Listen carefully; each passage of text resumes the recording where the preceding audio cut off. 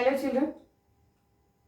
Today you are going to learn a new topic, that is biodiversity and what is its conservation.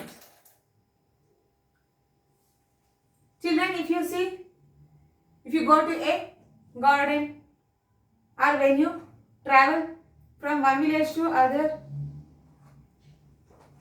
what do you find? We find different kinds of plants, trees, bushes. Some are climbers, some are flowering plants and some are non-flowering plants. Along with them, we will also see number of animals like birds, cows, sheep, monkeys on the way. Thus, all the plants are similar in their structure. Why do some plants produce flowers and why do some plants does not produce flowers? And also all the animals are similar.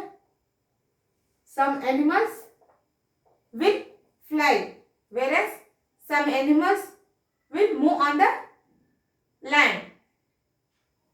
There is no similarity between any animal. Even they belonging to the same species also. There is a variation between one organism to the other organism. So, we call it as biodiversity. The variety and variability seen in plants and also in animals is called biodiversity. The variety, so differing, and variability we can see in plants and animals. Not only in plants and animals, even in human beings also. It's called biodiversity. Not only the plants and animals. In the last lesson we have learned about microorganisms, arthropods. Those are single-celled organisms. But there is a variation in one organism to the other organism. It may be in the structure or function, color. Okay. So, there is a variation from one organism to another organism. There is no similarity even in the unicellular organisms also. Next, finding variations in plants and animals. Do you find any similarities? Plants and animals? Yes, there is a lot of difference. If you see the variation in plants, collect some water plants and some terrestrial plants and observe the similarities and dissimilarities. Yes, you can find a lot. There is a variation in the structure of the leaf and height, color of the leaf, texture, the thickness of the leaf, and some plants have weak stem, some plants have strong stem, some plants produce flowers, some plants does not produce flowers. So, if you see within only the single plant itself, we can see a number of variations. Not only that, if you see the variation in animals, for example, the hen, it walks with the help of legs. The dog, it also walks with the help of legs. Though both of them will eat with their mouth. But there are 2 legs in hen, but you can see 4 legs in dog. There is no similarity, but both are terrestrial animals. They will walk, they will go in search of food. But there is a variation. Here the hen, it will pick up its food with the help of its beak. Whereas the dog, it will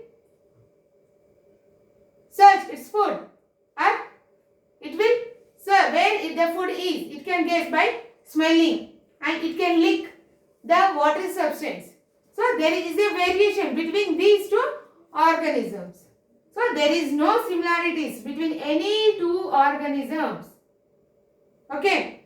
Not only that, if you see the variation in humans, there is a lot of variation from one person to other person within your class, at your home, or within your friends. Some may have dark color, some are white, some may tall, some may short, some may fat, and some are thin. So there is no similarity. Even within that also, some may have long fingers, some may have short fingers. Okay, and hair color also different, eye color also different. So there is no similarity between the one person to the another person. But all are belonging to human beings. Okay. If you take an example of the cricketers which are belonging to different countries like New Zealand, Australia, all are similar. No. The West Indies people, how they will look. See, if you take the Indians, there is a variation between one person to another person. By these variations, we can say that there is no similarities between human beings or animals or plants, are not at all even in the microbes, which are single cell organisms. There is a variation from one organism to another organism. Next is biodiversity. Yeah, here I am taking example of Ramakundam. How the biodiversity, how there is a change from the previous years and now. In the Ramakundam, before the power plant, before the thermal power project has started, there is a forest from Ramakundam to Miyalguda. It was a big forest and a number of organisms like tiger, peacocks, snakes, cobra, python, bears, all were lived in the forest.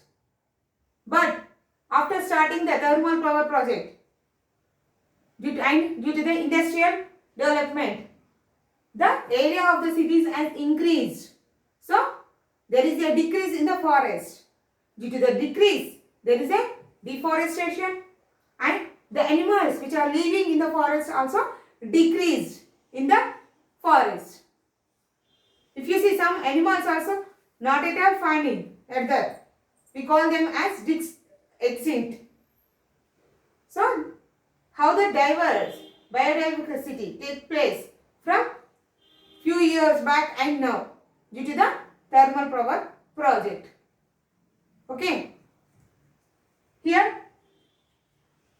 some animals are extinct. Means before they were like dinosaur. We are hearing there was a dinosaur in the past years, but we are not able to see now because of this biodiversity. Means there is a variation due to the increase of the cities, decrease in the forest, the animals are extinct. Means some species of plants and animals which are not seen forever are called extinct. We cannot see. We are not seeing. So we call it as extinct. Just we can hear the names, but we cannot see those animals.